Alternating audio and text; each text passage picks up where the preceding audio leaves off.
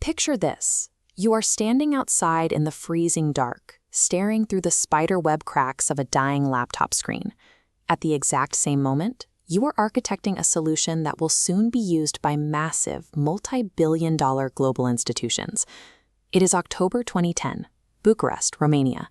You're huddled outside a gas station using their free Wi-Fi, racing against a countdown clock. You have exactly minutes left to submit an entry for a $10,000 Open Innovation Challenge. The stakes are absolute. A bad client caused your decade-old business to collapse. The eviction orders came through, you lost your homes, your truck, and the electricity to your apartment was cut off weeks ago. When foundational systems you rely on, the economy, the law, the basic social contract, completely fail you, you drop into a psychological vacuum. There is no forward. There are no shortcuts. The ultimate test of human resilience isn't figuring out how to crawl away from the wreckage. It is standing in that void with zero visible paths ahead and deciding to architect an entirely new reality from scratch. That void forces you to confront exactly who you are. One Sunday morning, driven by a raw, physical hunger she had never experienced growing up, Georgia walked into St. Mary's Church across the street. She stood there, watching broken people crowd the priest, and found herself preparing to push to the front just to grab as many communion wafers as possible, just to eat. Then she stopped. Her own mind fired back with a brutal question. How low are you willing to get? She backed away. She chose the absolute hardest route, facing her team and suppliers to promise she would pay them back over a decade. In that moment, she had to answer the most difficult question of all. Why am I fighting, and what exactly am I fighting for? True resilience is what blooms when you decide to protect your values at any cost, creating the literal lifelines needed to survive the dark. To survive that dark, she needed a lifeline. She found it in a concept called open innovation, a digital bridge that allows smart people to bypass broken local economies entirely. Platforms like Innocentive and HeroX operate as a massive, invisible shadow network. Organizations post their most complex, unsolved problems and attach a cash prize for anyone who can crack them. This system ignores traditional corporate gatekeepers entirely. Nobody asks for your resume, your zip code, or your pedigree. They only care about your raw ability to solve the problem. Which brings us back to that freezing gas station. Armed with a cracked screen and a borrowed Wi-Fi signal, she was actively weaponizing this digital bridge to fight her way out of poverty. When your local environment collapses around you, your best survival strategy is to connect your mind directly to the largest, most difficult problems in the world. The specific problem she was staring at that night came from the healthcare industry. They needed a global, scalable platform to match diabetes patients' medications with highly specific regional diets.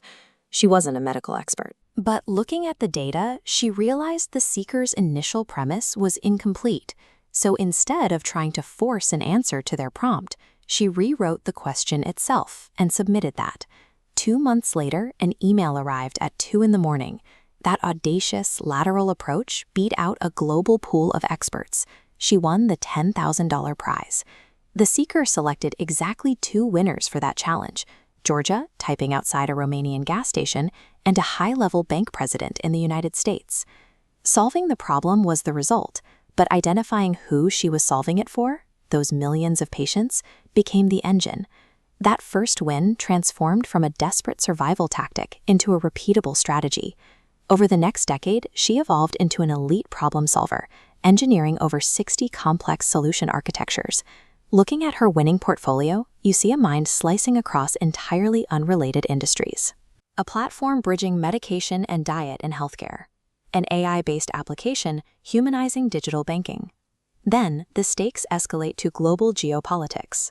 She designed a source-to-share information platform to prevent dual-use technologies from falling into the wrong hands, launched by a coalition of major U.S. security funders. She then turned a camera on this hidden world, creating the We Are Solvers documentary series. She gave a voice to scientists, professors, and thinkers across the globe, a unique breed of non-traditional intellects who refused to be placed in conventional corporate boxes. This mastery of challenge architecture wasn't just digital. She applied the exact same field resilience to the physical world, managing 200-person film crews and multi-million-dollar budgets across 4 different countries simultaneously. Extreme adversity engineers a unique polymath mind, one that is fully capable of mastering the mathematics of any chaotic system you might encounter. But open innovation was never her final destination. It functioned as a crucial node, a grueling training ground that permanently upgraded her operating system. Today, she has evolved into academia and cinema. She is building new bridges between human emotion, generative AI, and algorithmic media, teaching machines how to read native cinematic language. True resilience is the act of continuously redesigning your own destiny, finding mean utility as the world's technological structures shift beneath your feet. There's a line from the film Waking Life. Things have been tough lately for dreamers, and they have, but the rules of this game are actively changing.